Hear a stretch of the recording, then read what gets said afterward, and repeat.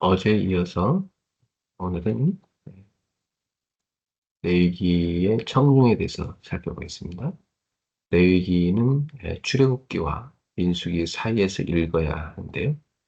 출애굽기 마지막 장에서 여호와의 영광이 성막에 충만한 후에 레위기가 이어지죠. 이 레위기가 그 출애굽기 다음에 바로 이어지는 내용입니다.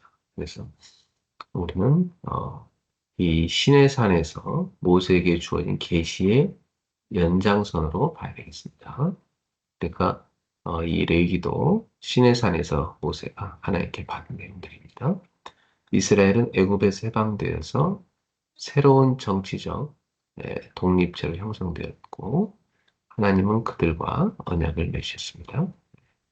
이 레위기 1차 청중은 어, 출애굽 1세대, 즉 광야에 살게 된 세대이라고 볼 수 있고요. 그리고 레위기의 2차 청중은 모든 후대 이스라엘 백성이라고 볼 수가 있겠습니다. 그리고 최종적인 청중은 신약의 성도들입니다. 그리스도를 통한 구속의 의미를 이해하는 데 도움을 받죠. 그래서 오늘날 저와 여러분들도 레위기의 청중이다 이렇게 볼 수 있겠습니다. 오늘은 레위기 2장을 읽도록 하겠습니다. 누구든지 소재의 예물을 여호와께 드리려거든 고운 가루로 예물을 삼아 그 위에 기름을 붓고 또 그 위에 유향을 놓아 아론의 자손 제사장들에게로 가져갈 것이요 제사장은 그 고운 가루 한 움큼과 기름과 그 모든 유향을 가져다가 기념물로 제단 위에서 불사를 지니 이는 화제라 여호와께 향기로운 냄새니라.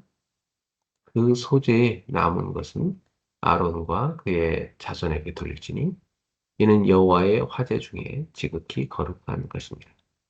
네가 화덕에 구운 것으로 소재 예물을 드리려거든 고운 가루 기름을 섞어 만든 무교병이나 기름을 바른 무교 전병을 드릴 것이요.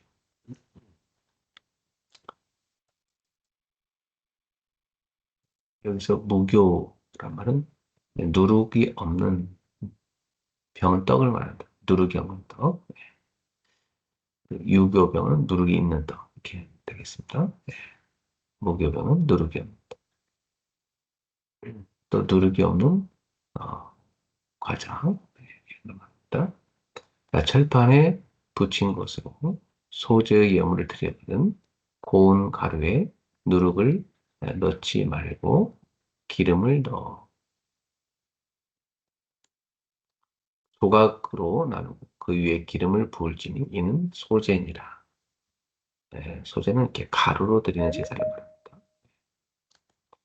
네가 냄비의 것으로 소재를 드리거든 고운 가루와 기름을 섞어 만들지니라.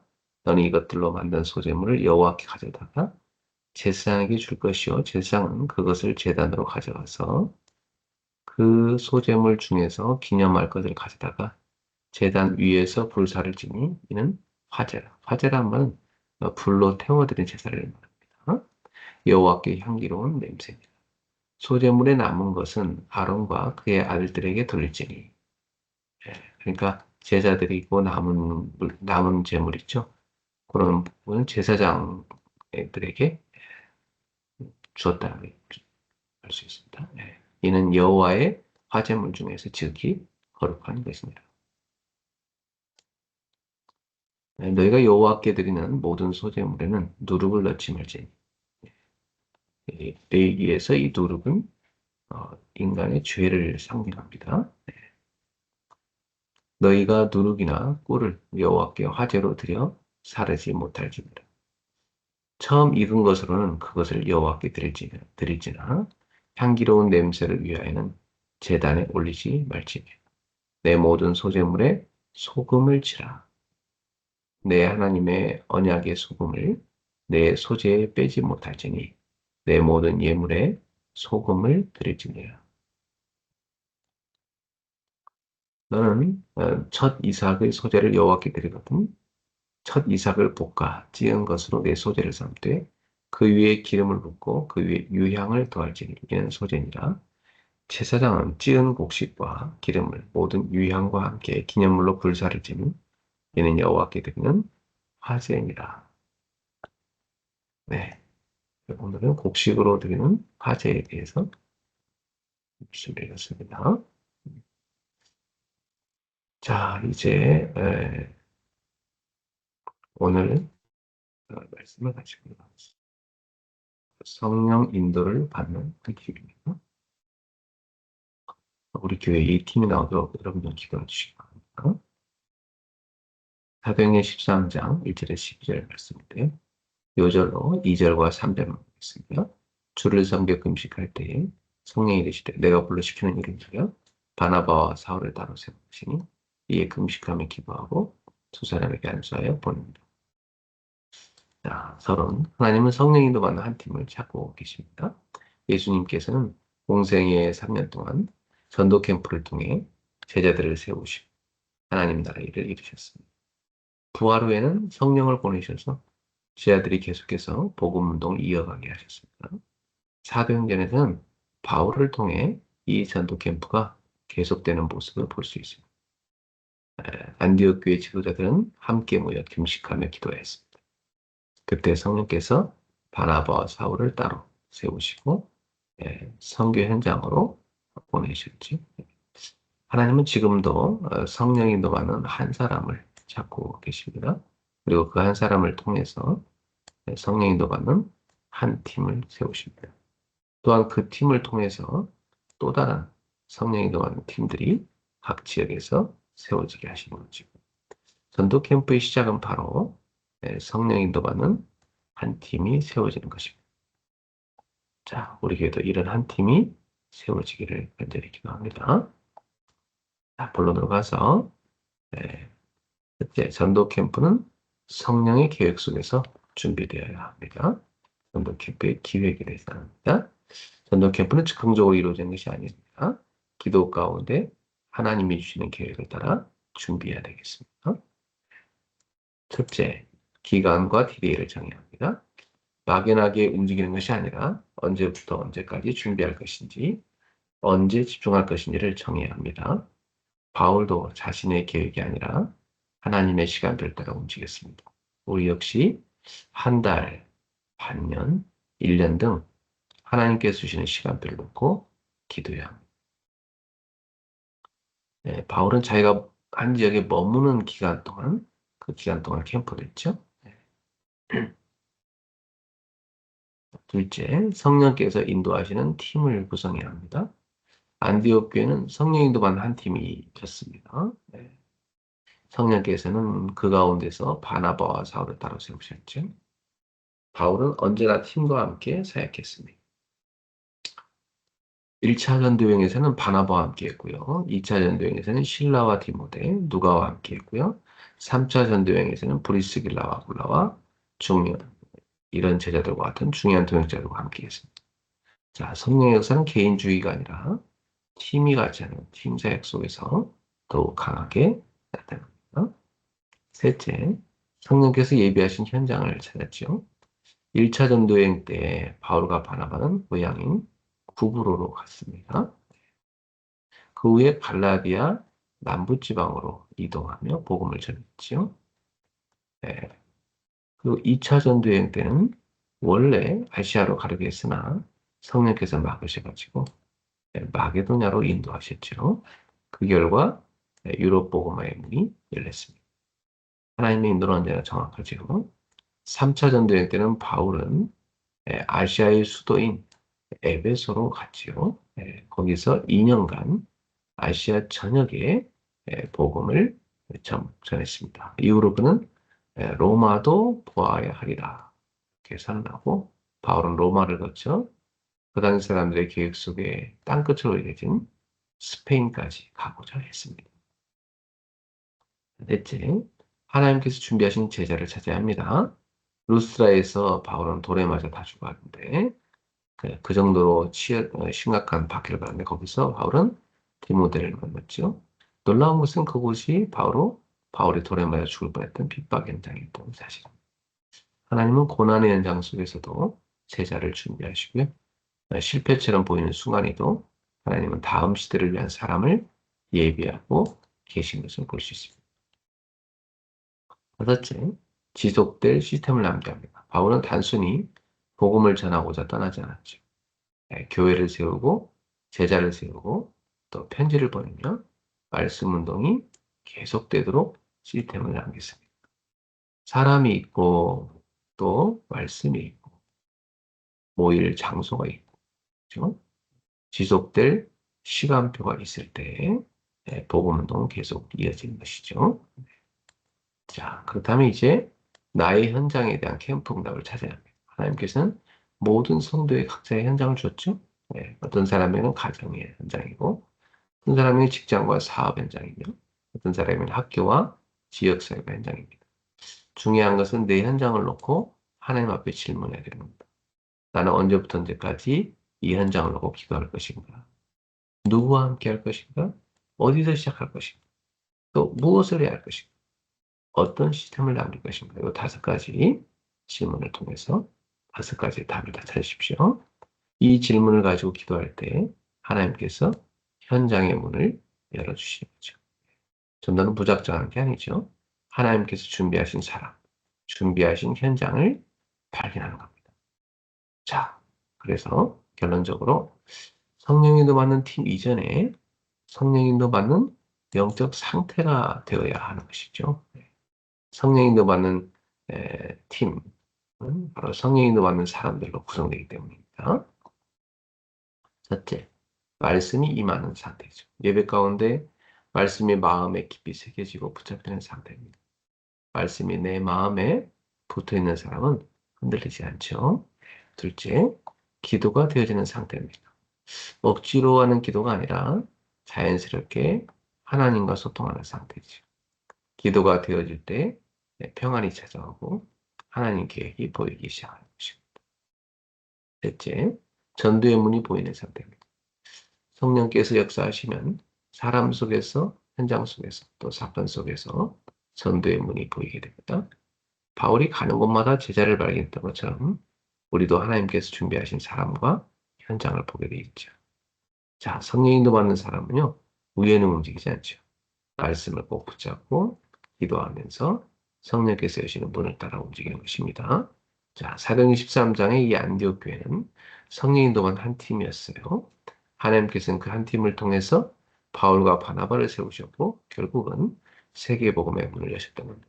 오늘도 하나님은 성령인도 받는 한 사람과 성령인도 받는 한 팀을 찾고 계시죠.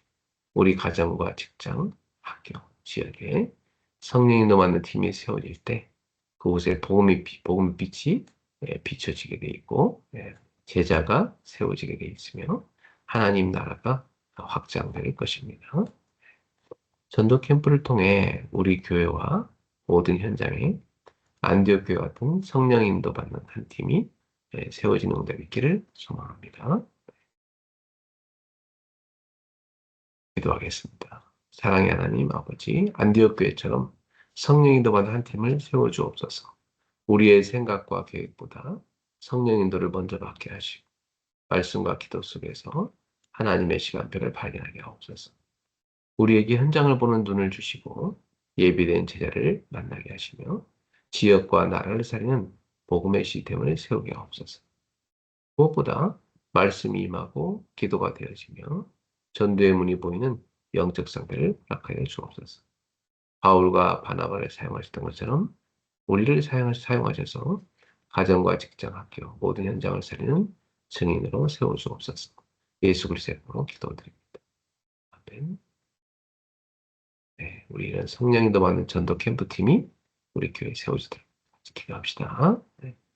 자, 오늘의 성과 암송은 창세기 1장 27절입니다. 하나님이 자기 형상과 하나님의 형상대로 사람을 창조하시되 남자 여자를 창조하시고 Genesis 1:27 So God created man in his own image. In the image of God, he created him. Male and female, he created them. 자, 오늘의 기도첩은 모든 응답의 시작입니다. 마태복음 16장 13절부터 20절인데요. 16절만 볼까요? 시몬 베드로가 대답하되 주는 그리스도시요 살아계신 하나님의 아들이십니다. 예수님께서는 굉장한 축복을 하시고 나서 말하지 말라고 하셨어요. 이것은 기다리라는 것이죠. 제자들이 예수를 예레미야, 엘리야, 세례요한, 선지자로 보았습니다. 예수께서는 멸망받을 조건을 다 없애야 하기 때문에 말하지 말라고 하신 것이죠. 우리는 기도응답을 받아서 세계복음할 사람이 맞기 때문에 반드시 확인해야 합니다. 사탄이 우리를 함정과 예, 틀과 예, 올무에게 가두죠. 여기서 그리스도로 빠져나와야 성삼이 빠져나와서 성삼이 하나님께로 가야 되는 것입니다. 복음이 없는 종교에서 나와야 하겠죠. 그리고 무능과 인본주의, 전도 못하는 무덤에서 나와야 합니다. 적그리스도에게서 우리는 나와야 합니다. 우리의 참 응답은 세계복음화 속에 있는 것입니다. 예수께서 말하지 말라고 하신 것은 세 가지 응답이 남아있기 때문입니다. 첫째, 남은 핍박이 많으니까 준비하고 기다리라는 거죠. 예수께서 십자가에서 처형되신 뒤에 모든 사람이 도망갔죠. 그때부터 유대인들과 로마의 핍박이 본격적으로 시작됐습니다. 거기에서 언약 잡은 사람들은 응답을 누리기 시작했죠. 이처럼 우리는 모든 일과 사건 속에서 하나님의 응답을 볼 수 있어야 합니다. 참된 응답이 남아있으니까 나가지 말고 기다려 보셨죠. 그리스도는 재앙 없앤 참 제사장, 하나님 만나는 길 대신 참 선자, 사탄을 이긴 참 왕이시죠. 이 사실을 누려야 합니다. 그리스도는 영원 전에 예언되었고 약속대로 사람의 몸을 입고 오셔서 성경대로 죽으시고 부활하셨습니다. 이제 재림주, 심판주로 오실 거죠. 예.